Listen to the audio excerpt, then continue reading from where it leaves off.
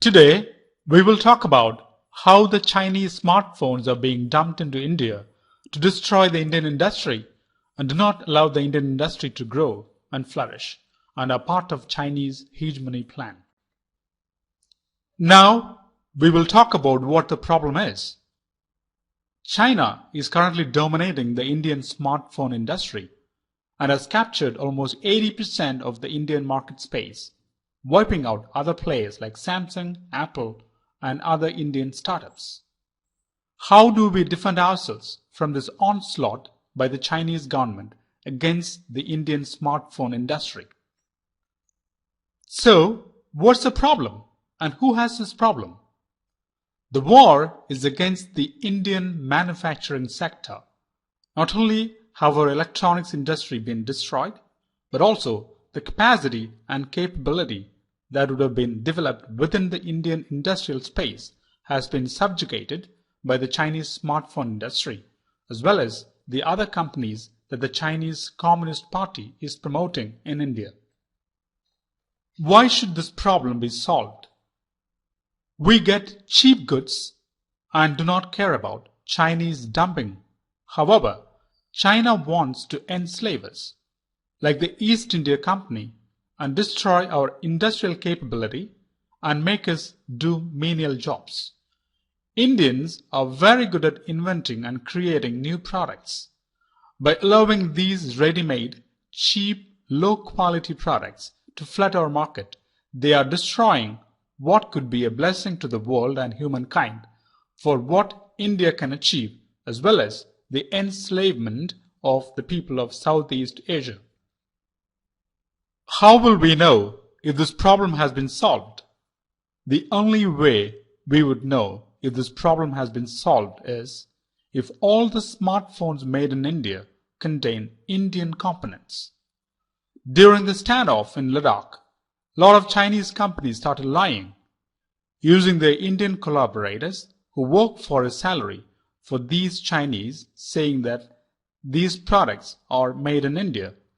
That is the exact only thing that is done in India, is to get the components and do the assembly. That does not count as made in India. By any standards, we are under a grave threat as high as the East India Company was and how they enslaved India. China is using the same divide and rule playbook against India, and we need to fight this cowardly attack on us so that we do not get subjugated again. Let's give you some background information on how the Indian market space is dominated by Chinese brands. How is China playing the game, what their strategy is, and what they are doing to subjugate the Indian smartphone as well as the overall Indian industry. As part of this Chinese war against the Indian industry, there is a many-pronged approach that is being followed by the Chinese Communist Party against India to subjugate India and not allow India to reach its true potential.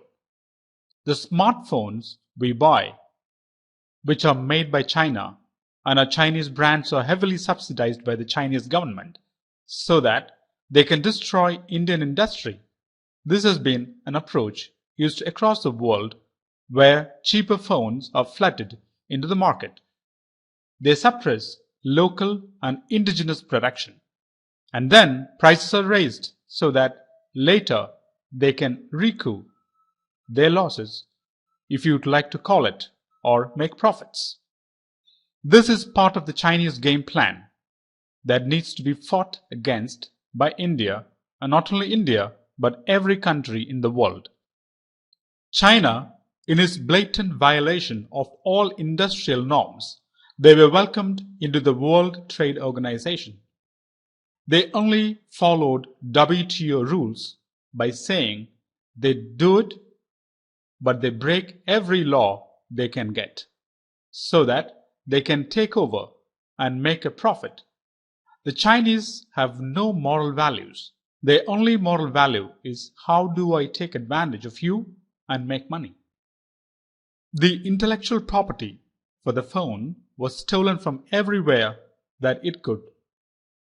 This is an age-old Chinese tradition and was also a strategy used in the 1800s when Chinese students were sent in the thousands all over the world to learn technology and bring it back to China.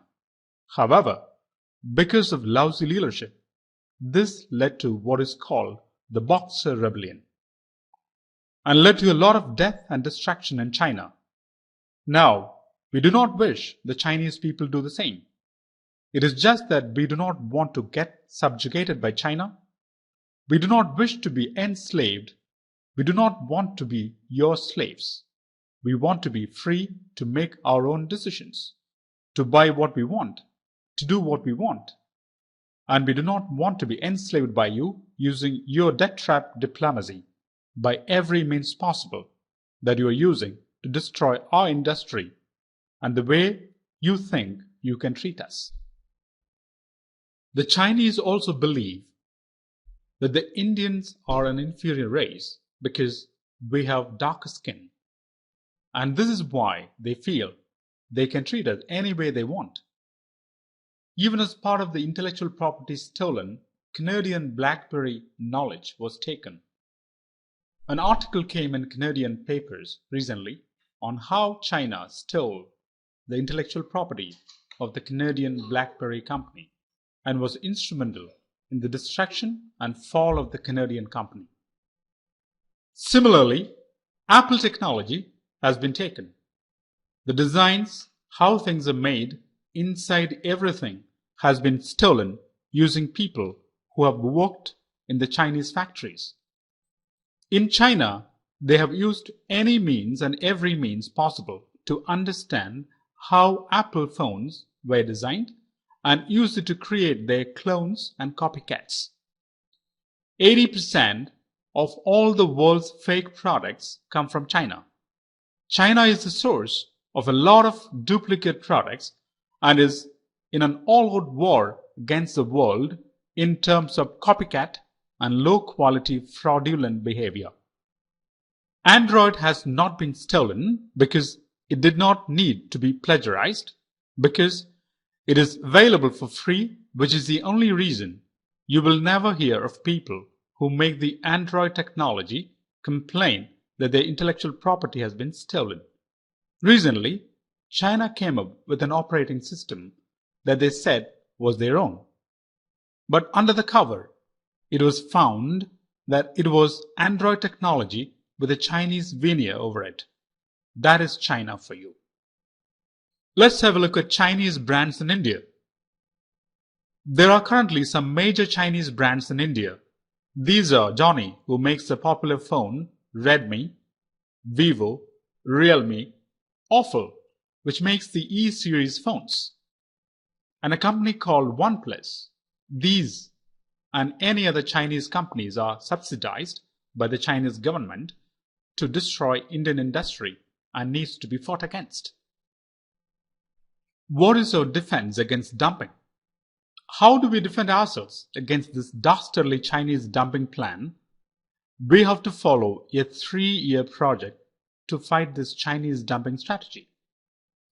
Labor is not counted towards the amount of Indianization that has gone into your product.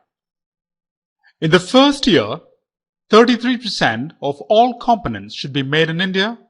Now, when we say 33% of parts, they will have to have a weighted value. You would have a list of all components that are going into your phone, how much they all cost, each component, and how they total up. Because the Chinese are very good at lying and telling you that we change this little component which costs, say, 1 rupee, and they will say, oh, you know what it is? 1% of the element. And that has to be guarded against the smart and devious ways that the Chinese will use. In the second year, 66% of components should be made in India, or else a max of 66% tax can be imposed. This tax amount is 66 minus the amount that has been Indianized. So, if in the first year 33% was made in India as agreed, and the second year none of that was achieved, the tax on that product would be 33% at source. In the third year, 100% of every component, including the labor, should be in India. If not, the percentage that is not made in India will be the tax amount that has to be paid to the Indian government at source, and to make it doubly expensive even while selling, which is the tax amount. Now, how do we test and prevent bribery? Because one of the biggest problems we'll face is checking the level of corruption that the Chinese will do to influence the result. You can see this everywhere. In our neighborhood, where Bangladesh, the top leadership is bribed as much as they can be. I'm not saying everybody, but there's a significant component that is the target of Chinese influence. We also see this in Nepal, where their Prime Minister Oli, who was funded by the Chinese government during the communist insurgency and takeover, he has now become a Chinese puppet and uses divide and rule policies as devised by China to turn brother against brother. So, how do we test and prevent bribery? Every state capital will have an independent testing team, so we would probably set up a 10-member testing team which verifies at state level any phone picked up at random from the Chinese or any other firms that are determined, and test how much of the components are meeting the level that was agreed upon. There will be one central team to resolve any internal disputes, which will have limited veto power, which can only happen if there is a difference of 2% between what the state capital independent testing team has identified and what the central organization has identified. Any errors that are determined by either the state or central team, every member of the state or the central team will be given $100,000 from the offending company tax-free.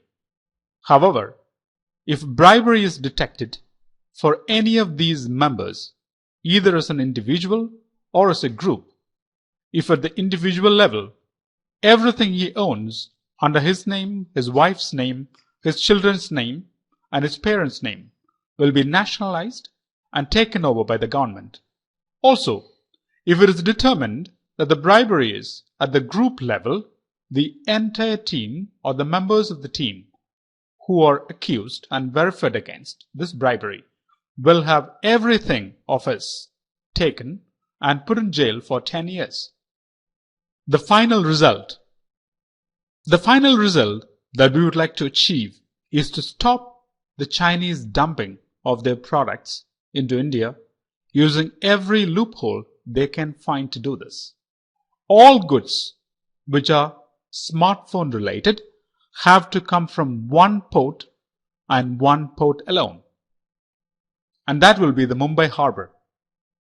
Why so? That everything comes through one centralized hub and can be checked against, and Mumbai, because you will have to go to a certain point to deliver and cannot dump your goods in other harbor. This will also build the Indian industry and allow for components to be made in India, protect Indian people against Chinese dumping, and stop Chinese bullying behavior and enslavement of all Indian people. And when I say the Indian people, I consider everybody who lives in the Indian subcontinent, whether it be Pakistan, Nepal, Bangladesh, Sri Lanka. All of us are under this substantial Chinese threat. We may not see it, but we feel it all around us. Thank you.